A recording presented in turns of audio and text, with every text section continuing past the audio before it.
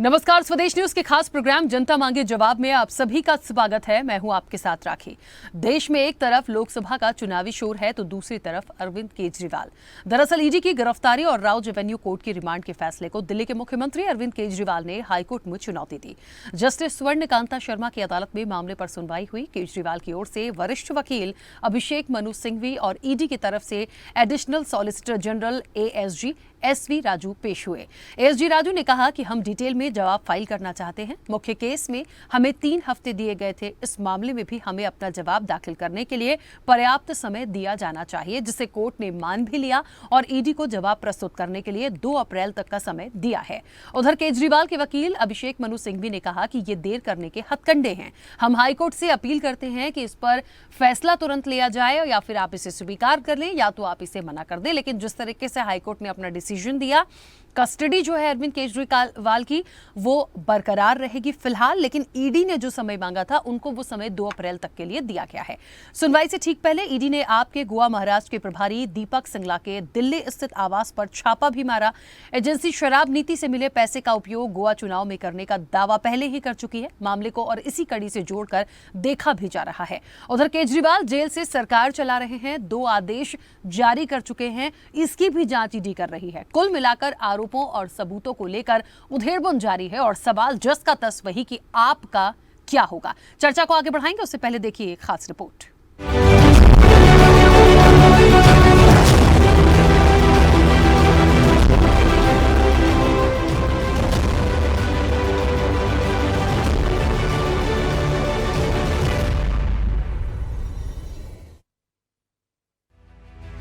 अरविंद केजरीवाल शराब नीति घोटाले में गिरफ्तार होने वाले 32वें आरोपी हैं।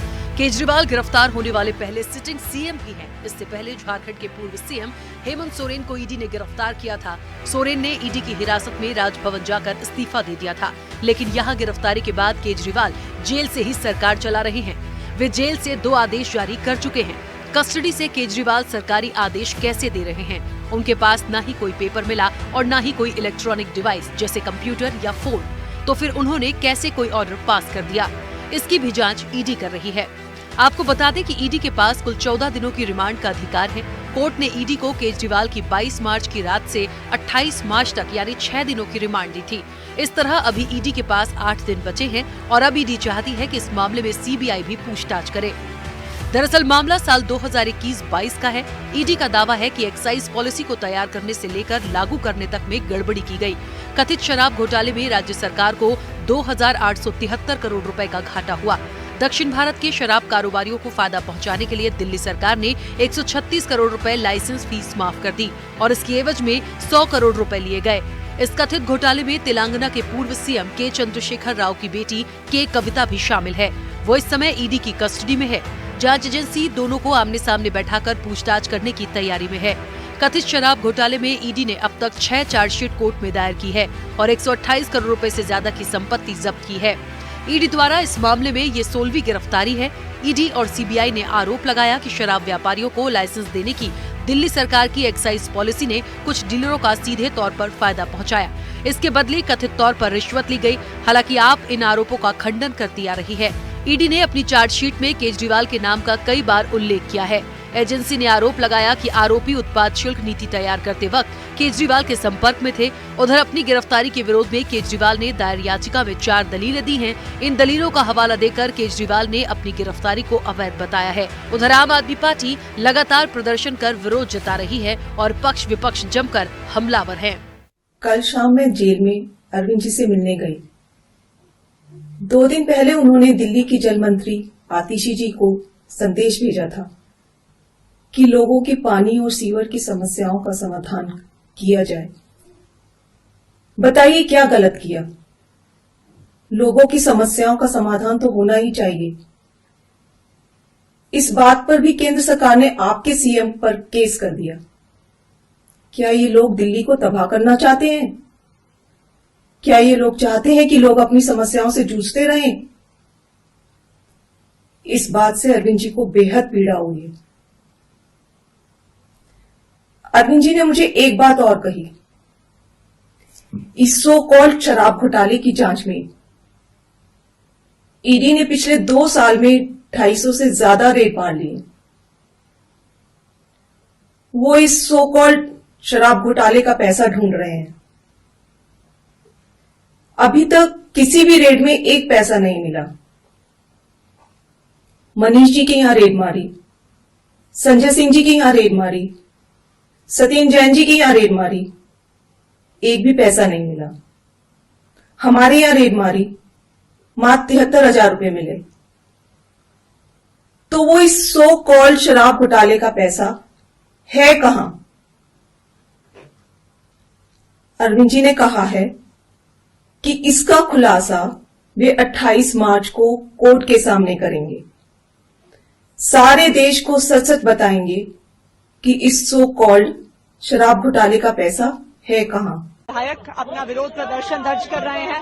अरविंद केजरीवाल जी की गैर कानूनी गिरफ्तारी के खिलाफ आज सभी विधायक संघर्ष कर रहे हैं, प्रदर्शन कर रहे हैं।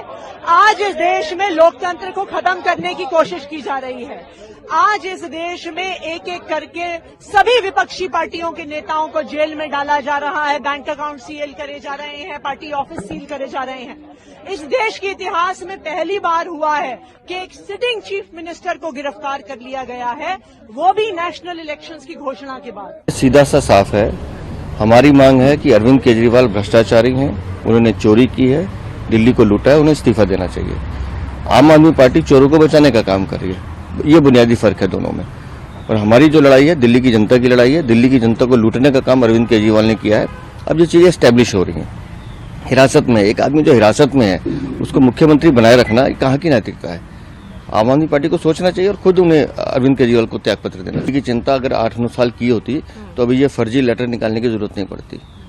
8-9 साल में दिल्ली को आप पीने का पानी नहीं दे सके, गंदा पानी आ रहा है, सीवर ओवरफ्लो कर रहे हैं। तो आप लोगों ने दिया क्या? दिल्ली को लूटने के अलावा कुछ किया नहीं है। और जो चिंता आज जेल में आपको सता रही है, चिंता दूसरी भी है जो हमारे को जानकारी मिल रही है कि वहां पर उनको अपने राजमहल की याद आ रही है। वो जो सुविधाएं उनको मिल रही थी वो जेल में मिल नहीं रही हैं हिरासत में, उससे वो ज्यादा परेशान है। तो उसकी चर्चा आतिशी और सौरभ भारद्वाज नहीं कर रहे हैं। चर्चा उसकी करनी चाहिए किस तरह से दिल्ली को लूटा है।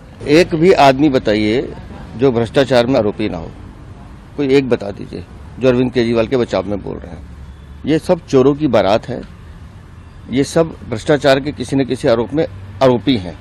तो हर भ्रष्टाचारी दूसरे भ्रष्टाचारी को बचाने के लिए सामने आ रहा है। अगर मैं फिर कहता हूं, अगर शराब नीति में घोटाला नहीं किया होता, शराब नीति नहीं बदली होती, तो जांच एजेंसी पिक्चर में क्यों आती, कानून पिक्चर में क्यों आता?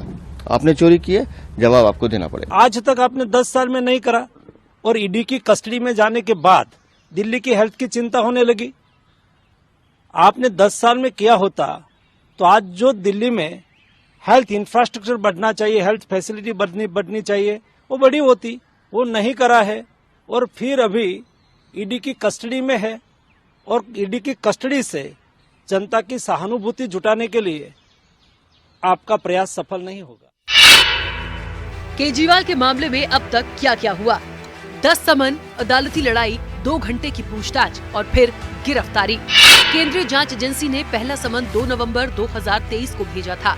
इसके बाद 21 दिसंबर 2023, 3 जनवरी, 18 जनवरी, 2 फरवरी, 19 फरवरी, 26 फरवरी और 4 मार्च और 21 मार्च को समन भेजा था, लेकिन अरविंद केजरीवाल पेश नहीं हुए।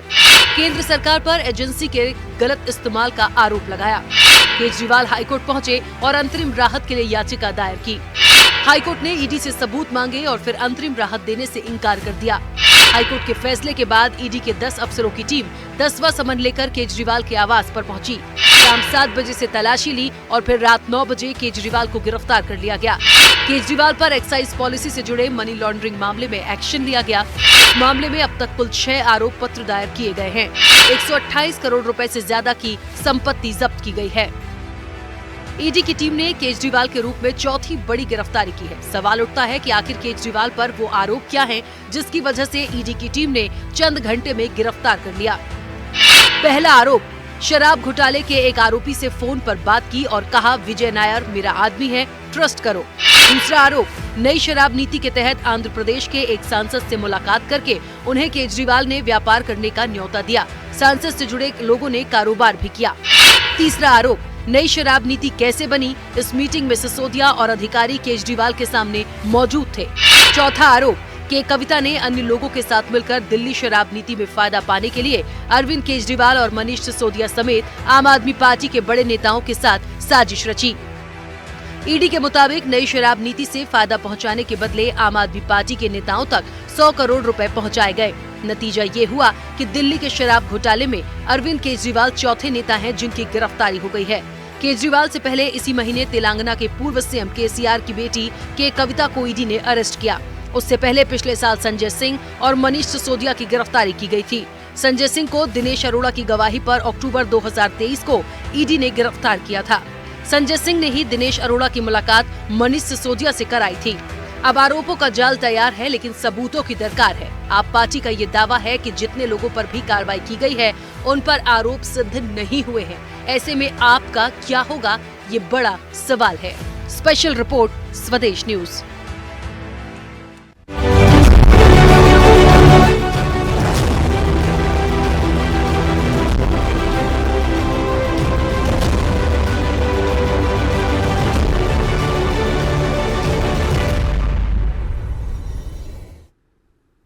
तो 10 समन, अदालती लड़ाई, 2 घंटे की पूछताछ और फिर गिरफ्तारी, और उसके बाद ये सिलसिला लगातार जारी है और उसके बाद कस्टडी बरकरार रहेगी। फिलहाल ईडी ने जो समय मांगा है वो हाईकोर्ट ने दे दिया है 2 अप्रैल तक, लेकिन कल एक और मामले में सुनवाई होनी है कि अरविंद केजरीवाल सीएम रहेंगे या नहीं, उसकी भी एक अपनी याचिका और सुनवाई है।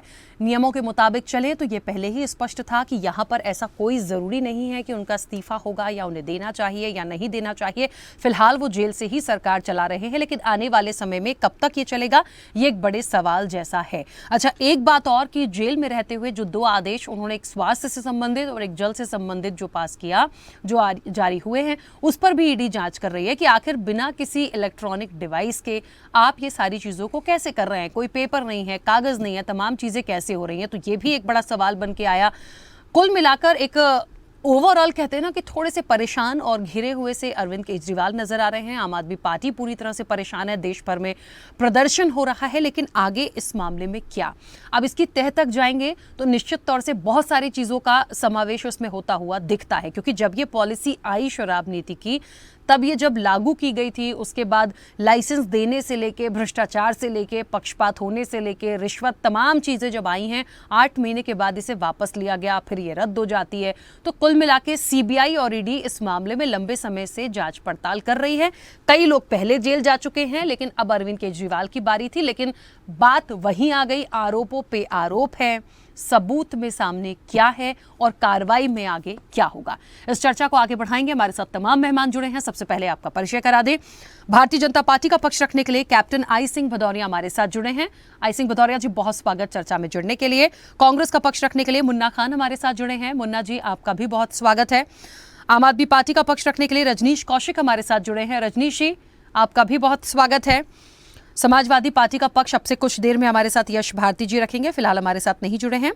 वरिष्ठ पत्रकार दिल्ली से मनीष गुप्ता हमारे साथ जुड़े हैं। मनीष जी, आपका भी बहुत स्वागत है। और हाईकोर्ट के अधिवक्ता हैं हेमंत शुक्ला। हेमंत जी, आपका भी बहुत स्वागत है। चर्चा की शुरुआत सबसे पहले रजनीश जी आपसे करना चाहती हूँ। मेरी आवाज पहुंच रही है? जी जी। रजनीश जी, एक बात तो एक सुनवाई कल होनी है, सीएम पद को लेके उनका जो कुछ भी मैटर होना है वो ठीक है, कल सामने आ जाएगा। फिलहाल कस्टडी बरकरार है, ईडी को समय दिया गया है, लेकिन जो केजरीवाल के जो एडवोकेट हैं उन्होंने कहा है कि सब देर करने के या लेट लतीफ़ी करने के हथकंडे अपनाए जा रहे हैं। देखिए, ये अब क्योंकि कानूनी कार्रवाई है, बहुत व्यक्तिगत टिप्पणी करना ठीक नहीं होगा, लेकिन अल्टीमेटली ओवरऑल सिनेरियो जो दिख रहा है, प्रदर्शन भी हो रहा है, जा भी रहे हैं, इस बीच बड़ा ऐलान है। क्योंकि हमने जिस तरीके से सुनीता केजरीवाल को सुना, उन्होंने कहा वो मिलने गई थी और 28 मार्च यानी कि कल का दिन बहुत बड़ा कोई ऐलान या खुलासा करने वाले हैं इस पूरे घटनाक्रम को लेकर अरविंद केजरीवाल। तो ऐसा क्या है और मतलब आगे क्या इसमें? आम आदमी पार्टी बहुत घिरी सी नजर आ रही है, लेकिन कोई चीजें सामने नहीं है। देखिए, मुझे आप थोड़ा समय दीजिए, मैं बताता हूँ। हाँ। इसी मामले में तथाकथित शराब घोटाला जिसे कहते हैं भाजपा के लोग, इसी मामले में मनीष सिसोदिया जी को जेल में डाले हुए 13 महीने हो गए ईडी को। आज तक ईडी कोई भी सबूत पेश नहीं कर पाई। संजय सिंह को इसी मामले में 8 महीने लगभग हो गए जेल में डाले हुए, उनके खिलाफ भी ईडी कोई सबूत पेश नहीं कर पाई। और जो एफआईआर दर्ज की थी ईडी ने, उसमें अरविंद केजरीवाल जी का नाम नहीं था। उसके बावजूद 3 साल की डिले के बाद अरविंद केजरीवाल को गिरफ्तार किया गया इसी मामले में। आप ये बताइए कि यदि ये कोई घोटाला था या घोटाला हुआ, तो मनीष सिसोदिया के खिलाफ ईडी को सबूत पेश करने में 13 महीने थोड़ी लगने चाहिए। सबूत तो 2 दिन में पेश कर दिया जाना चाहिए, लेकिन नहीं पेश किया गया। ये सिर्फ इस केस को डिले करना चाहते हैं, लटकाना चाहते हैं, भटकाना चाहते हैं, जनता को भ्रमित करना चाहते हैं भाजपा के लोग। ये भ्रम फैलाना चाहते हैं कि आम आदमी पार्टी के नेता भ्रष्ट हैं, ऐसा ये सिर्फ गुमराह करना चाहते हैं, क्योंकि आम आदमी पार्टी के सभी नेता कट्टर ईमानदार हैं और उन्होंने देश के लिए काम किया है और देश के लिए काम करेंगे। दिल्ली की 2 करोड़ जनता के लिए अरविंद केजरीवाल ने पिछले 8 साल से लगातार दिन रात मेहनत करके काम किया है। उन्हें हर तरह की सुविधाएं देने की कोशिश की है।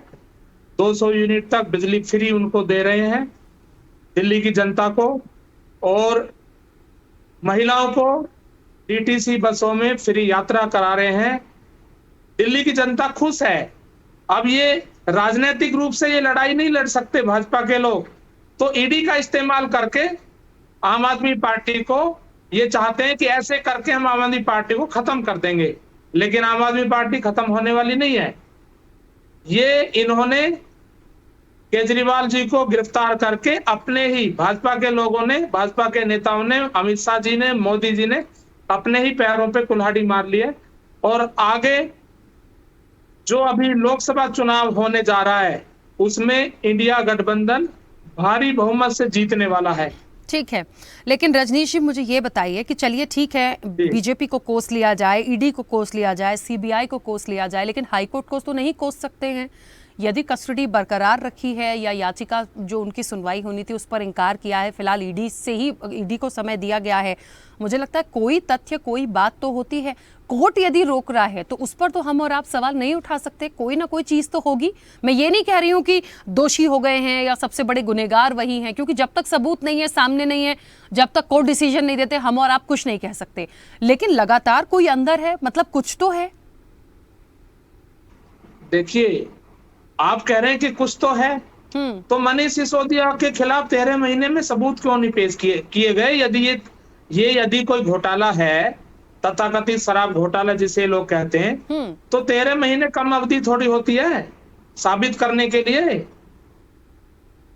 13 महीना बहुत लंबा पीरियड होता है, और उनके खिलाफ जब सबूत नहीं पेश कर पाए, तो अब सिर्फ अरविंद केजरीवाल जी को चुनाव प्रचार से रोकने के लिए, क्योंकि देश भर में वो चुनाव प्रचार करते और इससे बीजेपी को भारी नुकसान था, बीजेपी को हारने का डर था कि हमारी पराजय होगी, क्योंकि बीजेपी के नेता और बीजेपी आम आदमी पार्टी से ही डरती है, और पार्टियों को तो ये जैसे तैसे घेर घोट के उनके खिलाफ कुछ ना कुछ ऐसे हथकंडे अपनाकर उन्हें डाउन कर देते हैं। लेकिन अच्छा, आम आदमी सुना है पार्टी कि के कुछ नेताओं बड़ा के खुलासा खिलाफ, करने वाले हैं, कुछ बड़ा ऐलान करने वाले हैं अरविंद केजरीवाल 28 तारीख को। देखिए, कल इस केस में दोबारा से राउजावन कोर्ट में सुनवाई है, और वहां पर अरविंद केजरीवाल जी अपनी पेशी के दौरान कुछ तथ्य रखेंगे। वो कल आपके सामने सारी बातें आ जाएंगी, क्योंकि अरविंद केजरीवाल जी निर्दोष हैं और मनीष सिसोदिया जी भी निर्दोष हैं, संजय सिंह भी निर्दोष हैं। सिर्फ ये जो लोग इस तथाकथित शराब घोटाले में इन्होंने जेल में डाले, उन्हीं में से ही, जैसे दिनेश अरोड़ा को सबसे पहले इन्होंने सरकारी गवाह बनाया, डराकर धमकाकर उसको लालच देकर कि तुम्हारी बेल हम करा देंगे, तुम्हारी बेल का अपोज नहीं करेंगे। ऐसे और भी, अभी जैसे शरद चंद्र, उसको भी आपने देखा, उसने बीजेपी के अकाउंट में इलेक्टोरल बॉन्ड जो उसने अपनी कंपनी के जारी किए थे, वो बीजेपी के अकाउंट में वो कैश हुए, और उसके बाद उसकी जमानत का ईडी ने कोई भी विरोध नहीं किया, और ये कहकर के हाँ इनकी पीठ में दर्द है इसलिए हम इनकी जमानत का विरोध नहीं करते और उनकी जमानत होने दी। ठीक है। तो इन सारी चीजों से ये पता चलता है कि सिर्फ इनके पास और कोई तथ्य नहीं है, सिर्फ जो गवाह हैं यानी इस केस में जो अंदर जेल में गए थे लोग, उन्हीं को गवाह बनाकर उन्हीं को हथियार के रूप में ये आम आदमी पार्टी के नेताओं के खिलाफ इस्तेमाल कर रहे हैं। ठीक है, चलिए इससे वापस ज्यादा आती कुछ नहीं हूँ। है। ठीक है, मुझे लगता है कानूनी रूप से जो भी चीजें अभी चल रही हैं, क्यों हुआ, कैसे हुआ, इसका जवाब हेमंत जी देंगे। हेमंत जी, मेरी आवाज पहुंच रही है? जी जी राखी जी। हेमंत जी, ये सवाल आम आदमी पार्टी बार बार उठाती है, या कह लीजिए कि उनका अधिकार ही हो गया है। जब तक कोई सबूत नहीं होंगे, जब तक कोई सजा नहीं हो जाएगी, जब तक आप उनके लिए और आप उनको कहते हैं कि बेल भी नहीं दे रहे हैं, फिर हम ये भी नहीं कह सकते कि कोर्ट गलत है, कुछ ना कुछ तो होगा। जैसा मैंने शुरुआत में कहा, तभी तो आपको बेल नहीं मिल रही। तो ऐसे करके आम आदमी पार्टी ले दे के उस 13 महीने पुराने मनीष सिसोदिया के केस पर आ रही है, संजय सिंह के केस पर आ रही है जिन्हें 8 महीने हो गया, सत्येंद्र जैन का केस हम देख ही चुके हैं, आज अरविंद केजरीवाल भी इन्हीं सब चीजों में जेल में है। कुल मिलाकर वही घोटाला, वही भ्रष्टाचार, वही शराब नीति, इसका हल नहीं निकल रहा। आज जो चीजें हुई हैं और कल जो होंगी, ये ठीक है, कोर्ट का डिसीजन होगा, लेकिन इसमें आगे क्या? और ये बात सच है, यदि वाकई कोई सबूत है तो इतना वक्त क्यों लग रहा है? देखिए राखी जी, सबसे पहले तो मैं ये स्पष्ट कर देना चाहता हूँ, मैं अपनी बात की शुरुआत जो है आज की कोर्ट प्रोसीडिंग से ही करूंगा। हाँ।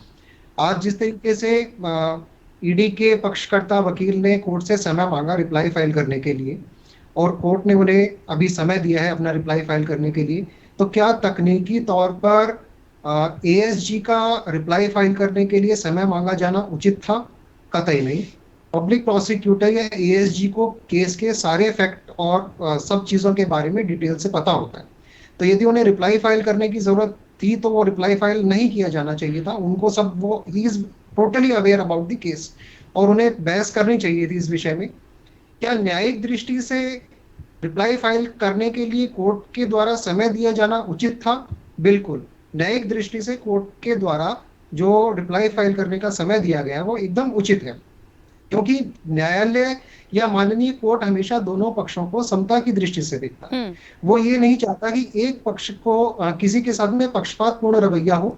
चूंकि माननीय न्यायालय ने अपने आदेश में नोट डाउन भी करवाया है कि हिरासत के दौरान हो सकता है कि माननीय मुख्यमंत्री जो अरविंद केजरीवाल जी है उनके पास से कुछ और तथ्यों का प्रकटीकरण ईडी के पास में हुआ हो, और उन्हीं तथ्यों को ईडी के वकील माननीय न्यायालय के समक्ष रखना चाहते हो, तो इसलिए अभी उनको रिप्लाई फाइल करने का टाइम दिया जाता है। ये एक बड़ी आम सी बात है कि रिप्लाई फाइल करने देने का जो कोर्ट का फैसला था वो एकदम सर्वथा न्यायिक दृष्टि से उचित है।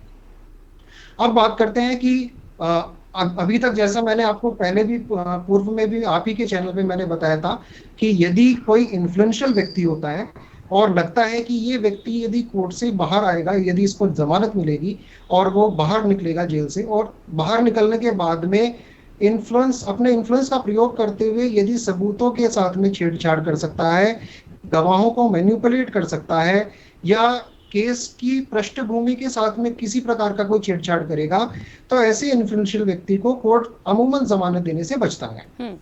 अभी देश में जो संवैधानिक तौर पर विषय चल रहा है, उस संवैधानिक विषय को लेकर काफी पशोपेश की दृष्टि बनी हुई है। अभी लोग ये समझ नहीं पा रहे हैं कि संवैधानिक तौर पर माननीय मुख्यमंत्री पद पर रह सकते हैं या नहीं रह सकते हैं। तो संविधान में इसकी स्पष्ट व्याख्या लिखी हुई है।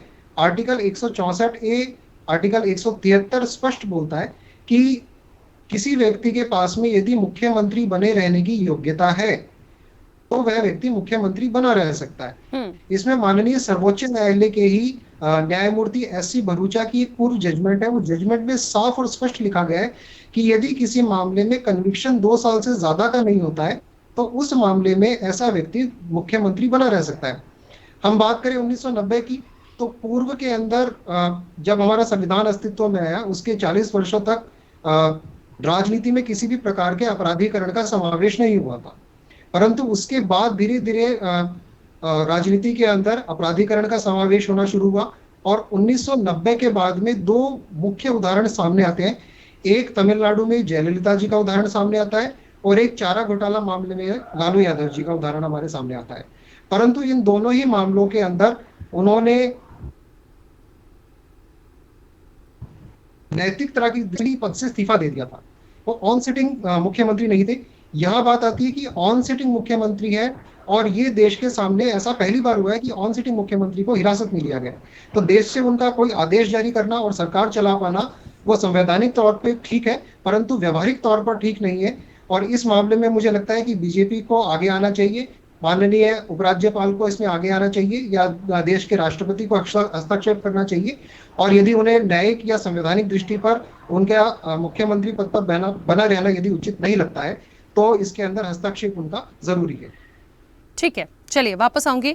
कैप्टन आई सिंह भदौरिया जी, आवाज पहुंच रही है? जी राखी जी। कैप्टन आई सिंह भदौरिया जी, बहुत सारे आरोप तो देखिए आम आदमी पार्टी ने भारतीय जनता पार्टी पर ही लगा दिए हैं, बीजेपी सरकार पर ही लगाए हैं।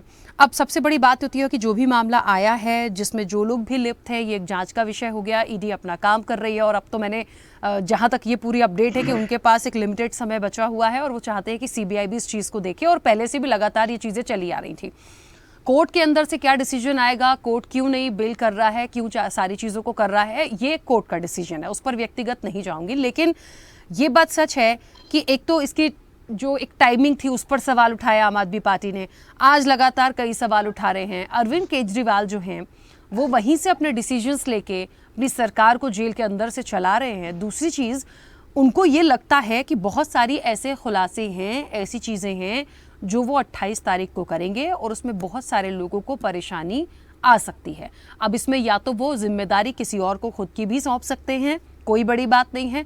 दूसरी चीज़, ये बात सच है कि जब ये शराब नीति वाला लाइसेंस देने से लेके, भ्रष्टाचार से लेके, रिश्वत से लेके तमाम चीज़ों का जब जिक्र आया, इलेक्टोरल बॉन्ड का कहीं कहीं इसमें जिक्र हुआ है। अभी जैसे कि रजनीश जी ने भी कहा था कि कुछ ऐसे नाम आएंगे उसमें कि बीजेपी को कितना कैश हुआ, तो शायद बहुत सारी चीज़ों का और खुलासा हो जाएगा। तो भारतीय जनता पार्टी का क्या स्टैंड है? या तो आप नहीं चाह रहे, जैसे बीजेपी कहती है कि इस्तीफा दे दे, तो उसके लिए स्टैंड आप लोगों को लेना पड़ेगा, जैसे कि अभी यहाँ पर हेमंत जी ने भी वो चीज़ कही। देखिए राखी जी, बिल्कुल एक क्लियर बात है कि केजरीवाल जी ने बहुत बड़ा घोटाला किया है शराब में, और शराब में उन्होंने सबसे बड़ी बात शुरुआत यहाँ से होती है कि आबकारी नीति एक परमानेंट नीति होती है और हर स्टेट की हो एक जैसी ही होती है, कहीं ज्यादा अंतर नहीं होता। और जो भी सरकारें बदलती हैं मगर आबकारी नीति में कोई बदलाव नहीं करता है, क्योंकि वो जनता से जुड़ा हुआ एक मैटर है कि उसका सीधा सीधा लाभ, आबकारी नीति का मतलब होता है आम जनता को उसका लाभ पहुंचाना। तो इसीलिए वो सरकारी दुकानें होती हैं, नहीं तो प्राइवेटेड कर दी जाए, फिर तो उनकी अपनी मनमर्जी होगी, अपने हिसाब से बेचे। तो इस नीति में सबसे पहली बात यह होती है कि सरकार का एक जो कमीशन होता है, जो रिटेलर होते हैं उनको देने का, वो एक निर्धारित होता है कि इतना इनको कमीशन दिया जाएगा। तो वो दिल्ली के अंदर 5% कमीशन था, तो उसको इन्होंने 5% से बढ़ा के सीधा 12% पर कर दिया। पहली आप देखिए भ्रष्टाचार की रास्ता इनकी यहाँ नजर आ जाती है। अब दूसरी आप राखी जी, हम आपको एक और बताना चाहें कि आबकारी नीति में हर प्रांत में, खाली मैं दिल्ली की बात नहीं कर रहा, हर प्रांत में ये नियम है आबकारी का कि L1, L2, L3 एक नहीं हो सकते हैं, क्योंकि एक हो जाएंगे तो वो लाभ आम लोगों को नहीं मिलेगा। इसलिए L1 मतलब जो फैक्ट्री निर्माता है जो शराब बनाती है वो L1 हो गया। L2 वो होता है जो उसको स्टोरेज करते हैं, वेयर हाउस बनाते हैं, अपने यहाँ रखते हैं, वो हो गए L2। L3 वो है जो रिटेलर दुकान अपनी लगाते हैं। तो ये कभी तीनों एक नहीं होना चाहिए, ये आबकारी नीति कहती है। तो इन्होंने उन तीनों को ही एक कर दिया। वो ही निर्माता था शराब बनाने का, वो ही होलसेलर था, स्टोरेज था, और वो ही रिटेलर बना दिया। मतलब जो कुछ था एक ही कंपनी को दे दिया। तो ये सारी चीजें इन्होंने करी, बिल्कुल हटके की, जो कभी किसी सरकार ने नहीं की।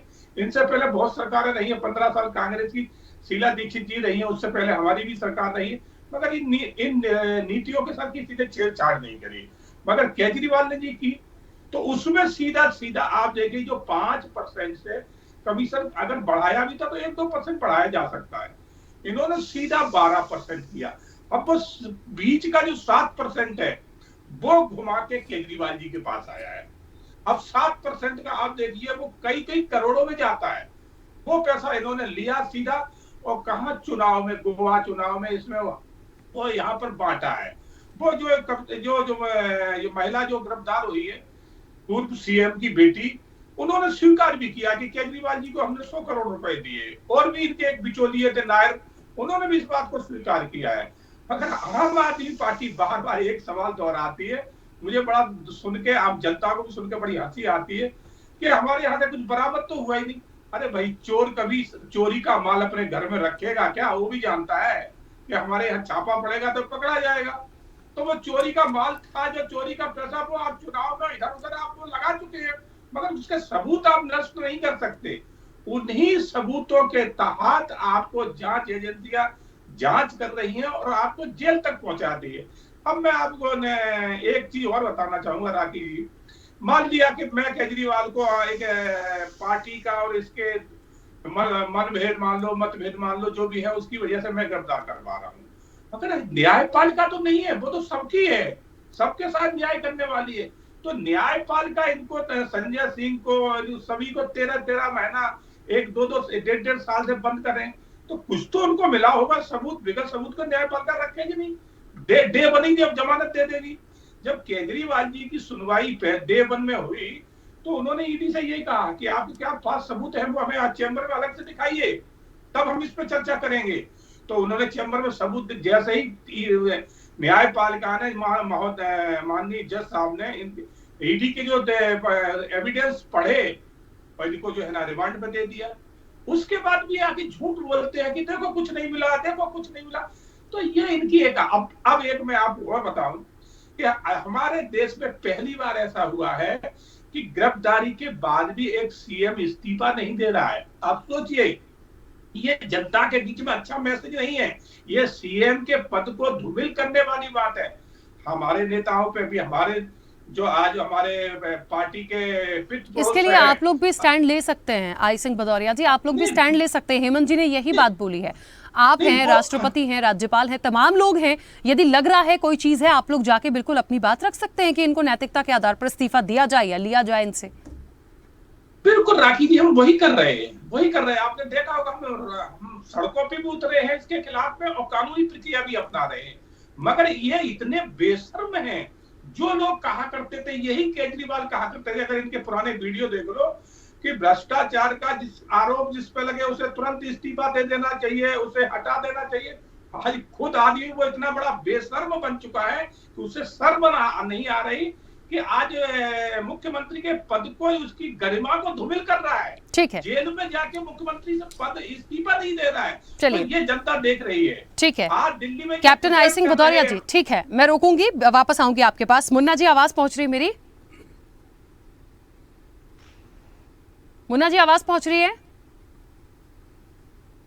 जी, आपकी आवाज आ रही है। हाँ मुन्ना जी, क्या है पूरे क्या बोलूं मैं इसको, मतलब क्योंकि कांग्रेस भी एक बड़ा गठबंधन अलायंस जिसको देखे इस पूरे 24 के लोकसभा चुनाव में, और कहीं ना कहीं आपसी चीज़ों से तो मुझे लगता है सब इधर उधर हो गए हैं। ये एक जो चीज़ आई है मुख्य रूप से, क्योंकि आपसे इसलिए सवाल ये ले रही हूँ मैं, क्योंकि गठबंधन में कहीं ना कहीं आप सब साथ में रहे, और ये जो पूरा सिनेरियो आ रहा है, ले दे के सिर्फ ये कहा जा रहा है कि भारतीय जनता पार्टी ये करवा रही है। अब जो चीज़ें हो रही हैं, जो बाहर नहीं आए हैं, अरविंद केजरीवाल के लिए मतलब कहते ना कि डे बाय डे कुछ ना कुछ नया निकल कर आ रहा है, तो उससे चीजें कैसे, इसका समाधान निकलेगा? क्या अब स्ट्रैटेजी गठबंधन की होगी? क्या सिर्फ प्रदर्शन करने से हम अपनी बात को रख पाएंगे? देखिए राखी जी, बिल्कुल सरल तरीके से समझने की जरूरत है। 265 लगभग 350 छापे पड़ चुके हैं इनके कई जगह, इनके सचिव पे और इनके घर पे, इनके दफ्तर पे, इनके ऑफिस, कहीं कोई तथ्य, कोई प्रमाण ईडी और सीबीआई को नहीं मिला। दूसरी बात, राज्य के चुने हुए मुख्यमंत्री जनता ने चुना है, चुने हुए प्रतिनिधि, अगर आप इस तरीके से तो पुलिस का खेल लोग, तो मैं समझता हूँ कि उचित नहीं है।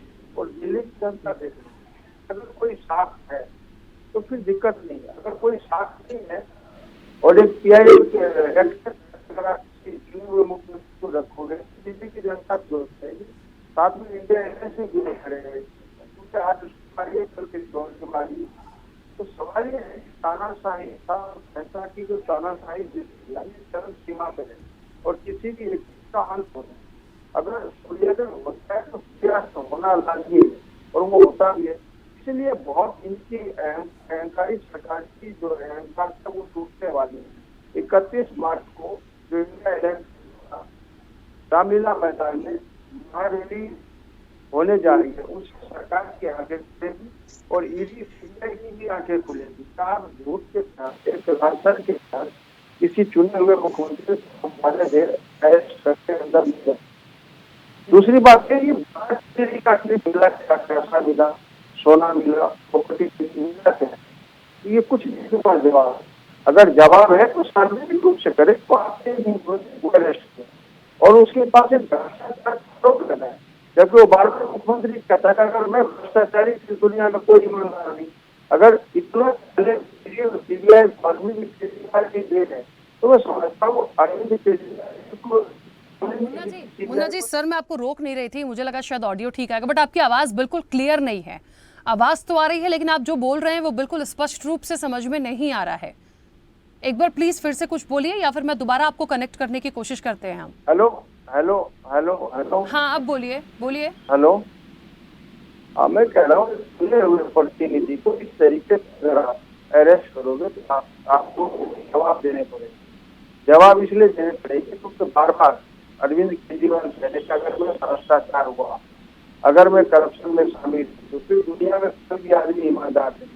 इसका मतलब सीधा चैलेंज वो ईडी और सीबीआई को दिया, लेकिन ईडी और सीबीआई आप अमित शाह के ऑफिस में शाम के लिखे जाता है उसको कार्रवाई हो। मुन्ना जी अभी भारतीय जनता पार्टी भी कह रही थी और हमें इस चीज को तो मानना पड़ेगा, जो एक बात अभी पूरी इस केस में निकल कर आई। मैं राजनीति से हट के थोड़ा सा पूछती हूँ, यदि कोर्ट ने, जज ने जब ईडी से कहा कि आपके पास कोई तथ्य हैं तो आप हमें दिखाइए, उसके बाद आप रिमांड की बात कीजिए, तो जब ईडी ने कुछ साक्ष्य दिखाए, वो जो भी थे जो उनको दिखाए गए हैं, उसके बाद ही तो उनको रिमांड पर भेजा गया, तो क्या हम न्यायपालिका पर सवाल उठा दें? ये पहलू भी हमको देखना पड़ेगा। न्यायपालिका पे सवाल नहीं है, ईडी ने कोर्ट को कहा है, हम लोगों के पास वो तथ्य है। ईडी ने कोर्ट को कहा है कि हमें 10 का बॉर्डर दिया जाए, सारे रात हो जाएगी और बगैर तथ्य के मैंने इसे अरेस्ट नहीं किया। तो एक संस्था है वो, तो कोर्ट भी समझ की बात को कोर्ट भी समझी, जिसका समय ले रहा है। ठीक 10 दिन तक रहने दे। चलिए मुन्ना जी ठीक है, मैं रोकूंगी आपको, दोबारा से कनेक्ट करने की कोशिश करते हैं। आवाज नहीं आ रही है सर, समय ऐसे ही निकल जाएगा। ठीक है, मैं वापस आती हूँ, एक बार आपको कनेक्ट करने की कोशिश करते हैं। और इस पूरी चर्चा में यश भारती जी भी हमारे साथ जुड़ गए हैं। यश जी बहुत स्वागत चर्चा में जुड़ने के लिए। मनीष जी आवाज पहुंच रही है मेरी? बिल्कुल आ रही है। मनीष जी मुझे ऐसा लग रहा है इस पूरे मामले में कौन गुनहगार है ये एक बड़ा सवाल बन के रह गया है। बार बार कहानी जो है जहां से शुरू हुई, 10 समन हो गए, अदालती लड़ाइयां देख रहे हैं लगातार चल रही हैं, 2 घंटे की पूछताछ हो गई थी, गिरफ्तारी हो गई, उसके बाद ये सिलसिला लगातार जारी है। अब सुन रहे हैं कि 28 तारीख को कोई बड़ा ऐलान करने वाले हैं अरविंद केजरीवाल। सुनीता केजरीवाल अपने अलग जो भी वो बात करके आ रही है, जो अपनी चीजें वो अलग रख रही हैं। मेरा ये मानना है पक्ष विपक्ष को जो लड़ना है आरोप लगाए, लेकिन बात देश की है। देश में जो बात आ रही है, जो आबकारी नीति है, जो शराब की पॉलिसी है, जो लाइसेंस हुआ, किसने दिया, 8 महीने चला, रद्द हुआ, ओवरऑल सिनेरियो में कौन कौन लिप्त था, किसी की गलती थी, आज इतना वक्त क्यों लग रहा है, इस समय पे सारी चीजें आ रही हैं।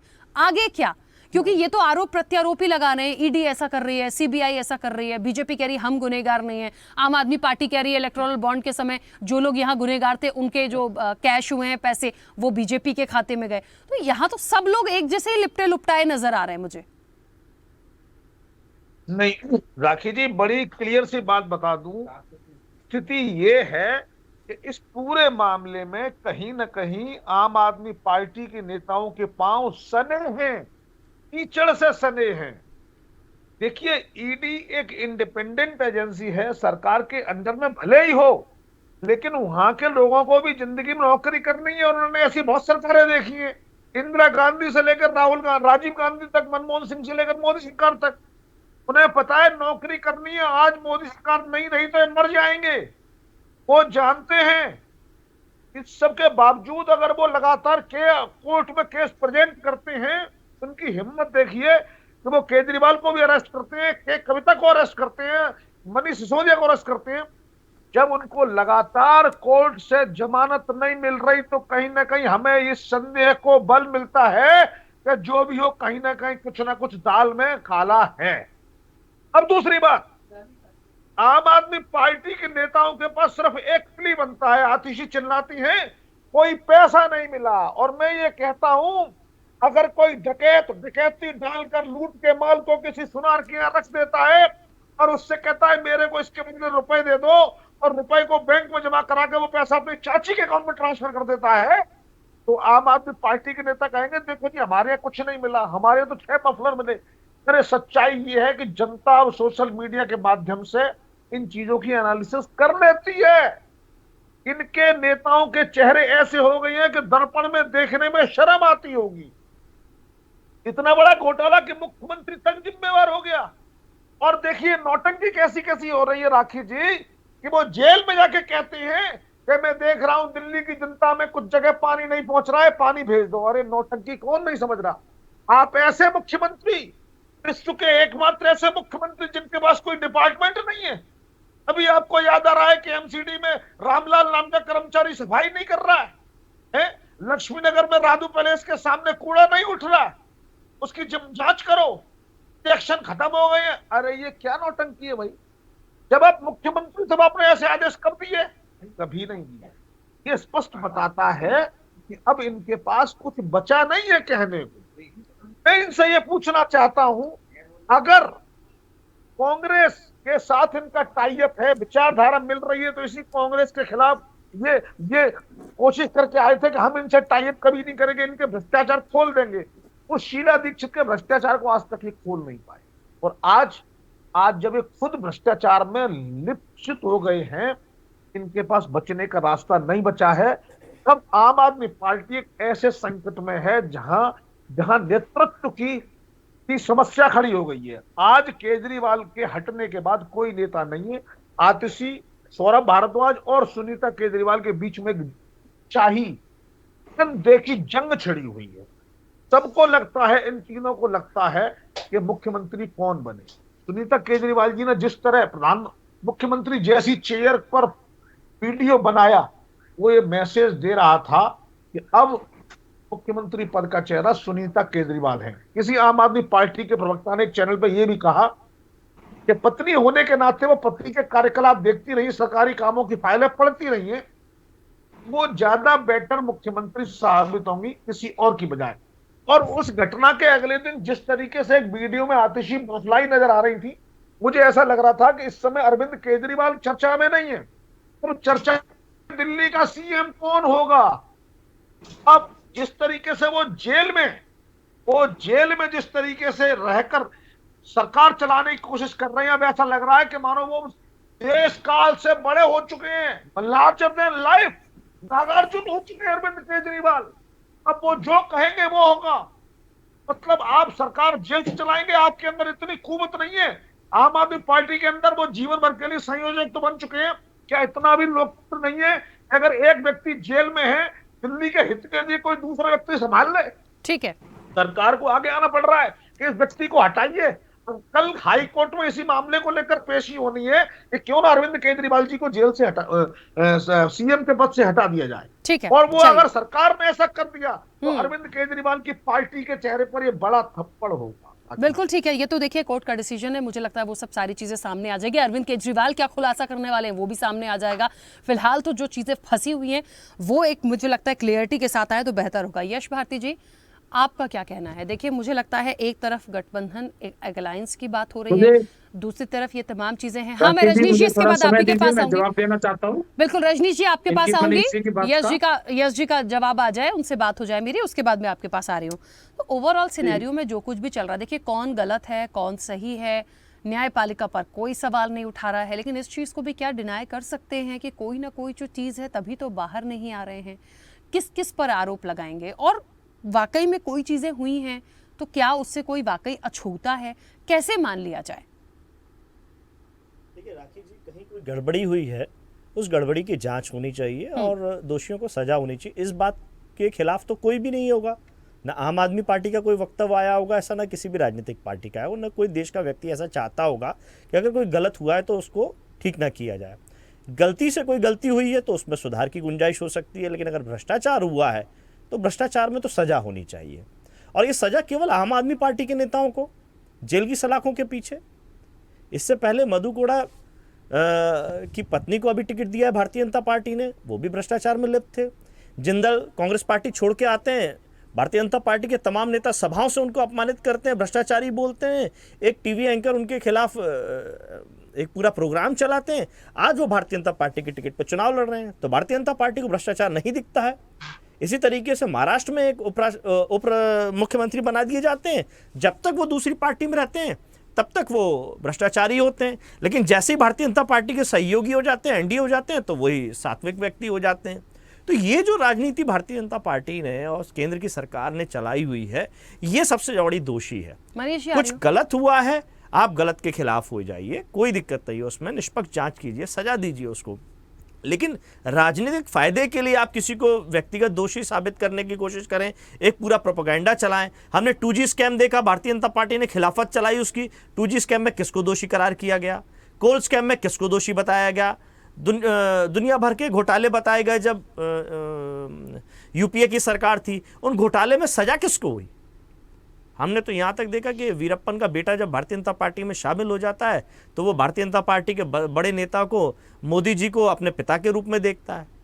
तो ये सारी चीज़ें हम देख रहे हैं लगातार, जिस तरह की राजनीति भारतीय जनता पार्टी मौजूदा दौर में फैला रही है।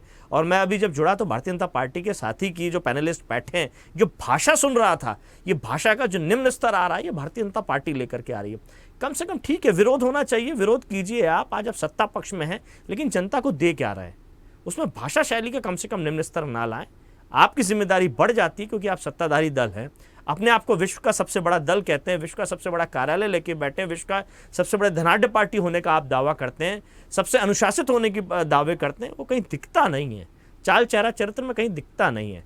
दूसरा भी मैं वरिष्ठ पत्रकार मनीष जी को सुन रहा था, एक तरफा बातें, केवल एक तरफा बातें, यही सब बातें तो भारतीय जनता पार्टी के लोगों के लिए भी होनी चाहिए। जब आरोप लगता है, व्यापम घोटाला मध्य प्रदेश के मुख्यमंत्री के ऊपर आरोप लगा, डंपर घोटाले का आरोप लगा, क्यों नहीं छोड़ी उन्होंने बातें?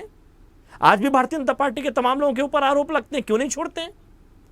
तो अगर छोड़ने की बात हो रही है कि पद छोड़ देना चाहिए, तो सभी को छोड़ देना चाहिए जिन पर बात हो। केवल एक पार्टी जो हमारे विचारों से हमें ठीक नहीं लगती, हम उसका विरोध करेंगे और विरोध में कुछ भी बोलेंगे, तो ये चीज़ें ठीक नहीं है। राजनीति में नए नए थे, आम आदमी पार्टी के लोग थे, सबको पता है वो नए थे, उन्होंने क्या बोला, आज वो बातें दिखाना। लेकिन जो परिपक्व थे वो क्या बोलते थे, चुनाव में आने से पहले क्या बोलते थे, देश दुनिया बदलने की बातें करते थे, महिलाओं को अधिकार देने की बात करते थे, कहाँ गई वो सारी बातें? इस पर बात करें। भारतीय जनता पार्टी ने हिमाचल प्रदेश से किसको टिकट दिया था इससे पहले? जो टेलीकॉम घोटाले में पकड़े गए थे, जिनके घर से नोटों की गड्डी पकड़ी गई थी, बिस्तर पकड़ा गया था, तो उनके पूरे परिवार को लिया था। ये परिवारवाद के खिलाफ रहते। सिंधिया परिवार क्या है, ठीक है, कल्याण सिंह जी का परिवार क्या है, और भी बहुत सारे ऐसे नेता हैं। तो जो बातें भारतीय जनता पार्टी सत्ता में रहते हुए कर रही है, जिम्मेदारी उनकी बढ़ जाती है, कम से कम ईमानदारी से वो छवि दिखाएं। ठीक है, मुझे एक बात यहाँ पर बहुत स्पष्ट करनी है सभी लोगों को। मुझे लगता है जो दोषी है, जो सामने आ गया, जिस पर आरोप लग रहे हैं, उस पर तो बात होगी। हम ये नहीं कह रहे हैं कि किसी को छोड़ दिया जाएगा या जो बिल्कुल अछूते हैं, छुपे बैठे, आज नहीं तो कल वो भी सामने आएंगे। भाई कब तक छुप सकते हैं, कब तक बच सकते हैं, ये तो है ना। सत्ता परिवर्तन कब हो जाए, जनता कब किसको कहां बिठा दे, आप नहीं जानते।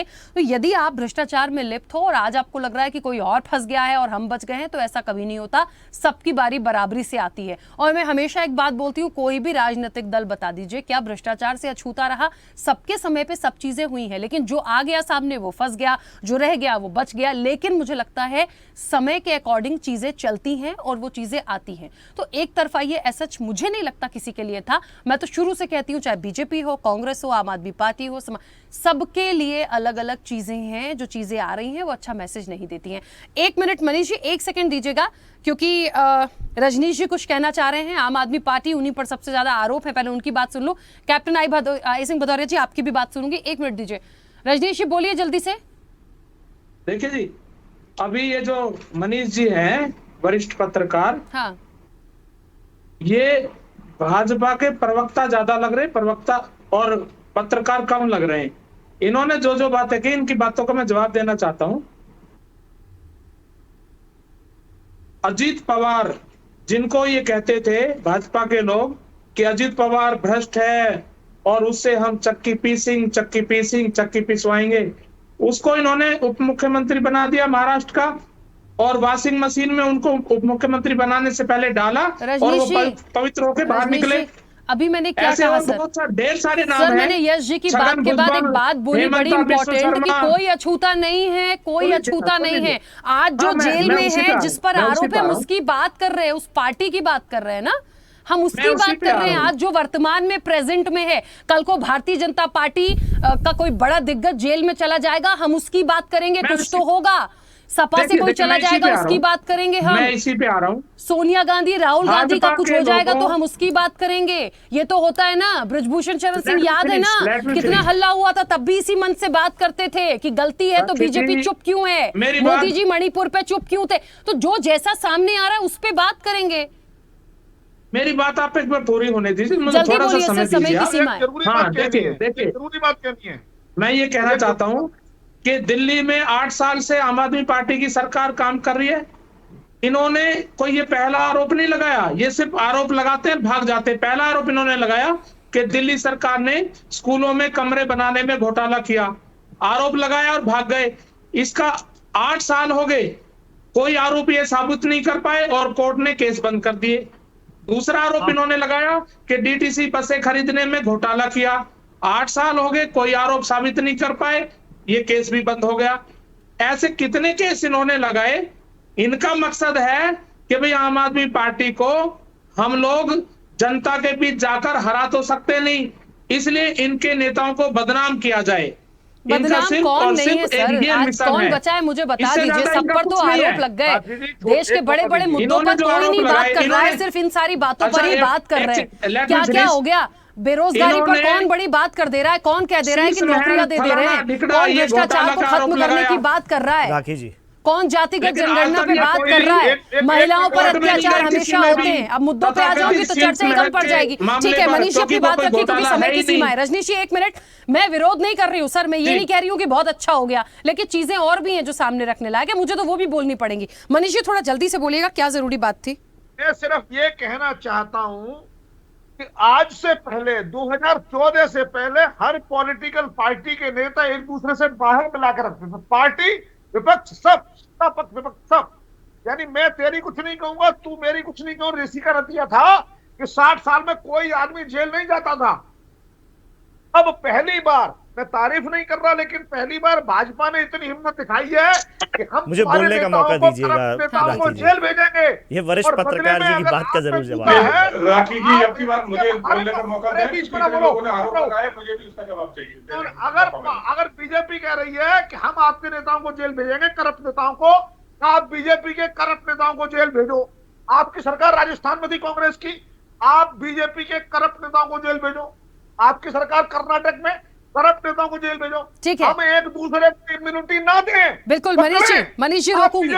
ठीक है, कैप्टन आई सिंह भदौरिया जी जल्दी से कंप्लीट कीजिए। देखिए राखी जी, ये वही का अरविंद केजरीवाल है जो एक मंच के ऊपर एक लिस्ट लेके खड़ा हुआ करते थे और उसमें सारी पार्टियों के नेताओं के नाम लिया करते कि ये बहुत बड़े भ्रष्टाचारी है।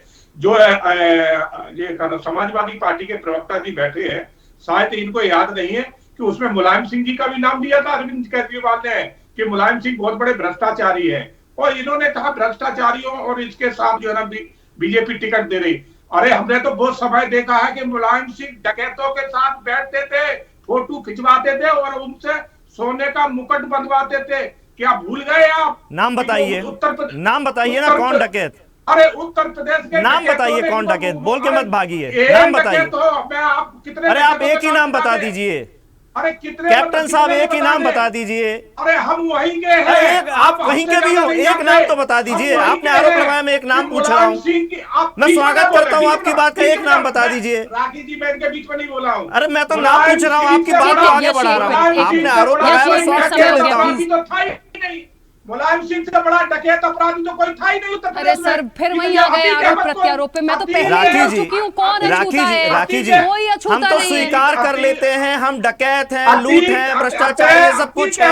एक डकैत जो आपने आरोप लगाया वो पूरा कर दीजिए। ठीक है, एक आरोप पूरा कर दीजिए। अरे मेरे कैप्टन साहब, पता नहीं कौन सी टीम के कैप्टन हो आप, मुख्तार अंसारी, पता नहीं कौन सी टीम के कौन आ कैप्टन हो। जाएंगे सर? ऐसे तो चर्चा ही कहीं चली। यश जी अपनी बात रखिए। आप कैप्टन साहब सुन लीजिए, पता नहीं कौन सी टीम के कैप्टन हो आप, सुन तो यश जी लो। बोलिए, समय हो गया। मुलायम सिंह ने दिया था। अब इनको आप शांत कराएंगे तो मेरी बात कैप्टन आई आएगी। सिंह भदौरिया जी प्लीज। सर आपने बोला उनको बोलने दीजिए। ठीक है, ठीक है।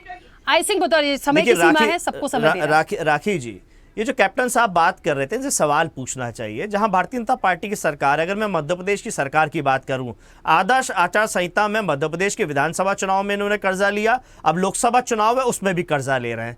आत्मनिर्भर बनाने की बात थी, ये तो अपनी गुणवत्ता वाली बात बताएं। ठीक है, सारी पार्टियां खराब हैं, अरविंद केजरीवाल लिस्ट लेके बैठते थे, लेकिन आप तो अपनी गुणवत्ता बता दीजिए। जो आपने वादे किए थे, जो दावे किए थे, वो कितने पूरे कर पा रहे हैं? आप पे मैंने शुरुआत में कहा आप पे डबल जिम्मेदारी हो, डबल जिम्मेदारी का निर्माण कब करेंगे?